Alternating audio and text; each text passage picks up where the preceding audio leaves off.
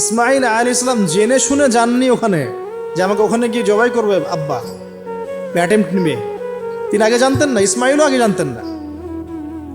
যখন তাকে নিয়ে গেছেন, ওই স্পটে নিয়ে গেছেন যে যেখানে জবাই করবেন বা মনস্থ করেছেন, ওইখানে গিয়ে তিনি বলছেন যে ইন্নী আরা ফিল মানামি আন্নী আযবাহুকা, বাবা আমি স্বপ্নে দেখেছি আমি তোমাকে জবাই করছি। ফানজুর মাযা তারা, তোমার রায় কি আমাকে বলো, তুমি কি ভাবছো আমাকে বলো। যেমন বাবা আর যেমন বাবা তেমন সন্তানের চেয়ে এখানে বড় কথা হবে, যেমন মা তেমন সন্তান। কারণ মা বলেছিল এক সময়, আপনি কোথায় যাচ্ছেন আমাদেরকে ছেড়ে, তাই না? মনে আছে? ও আচ্ছা, আল্লাহ আদেশ করেছেন, তাহলে আল্লাহ আমাদেরকে ধ্বংস করবেন না।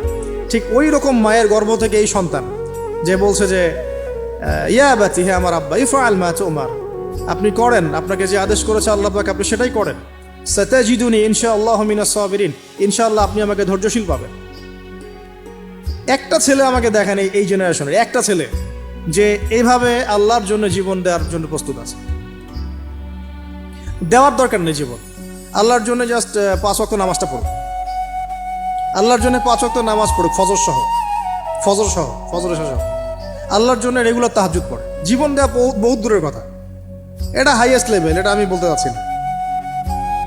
আল্লাহর জন্য কোরআনটা হিফজ করেছে, একটা পড়া হিফজ করেছে, বা অ্যাটলিস্ট আল্লাহর জন্য কোরআন তেলাওয়াত করা শিখেছে, জাস্ট রিসাইট করা শিখেছে।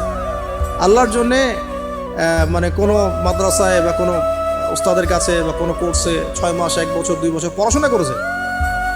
আল্লাহর জন্য একটু দাওয়াতি কাজ করেছে, আল্লাহর জন্য একটা বই লিখেছে, আল্লাহর জন্য দিন প্রতিষ্ঠার কিছু চেষ্টা করেছে, মানে আল্লাহর জন্য কিছু করেছে।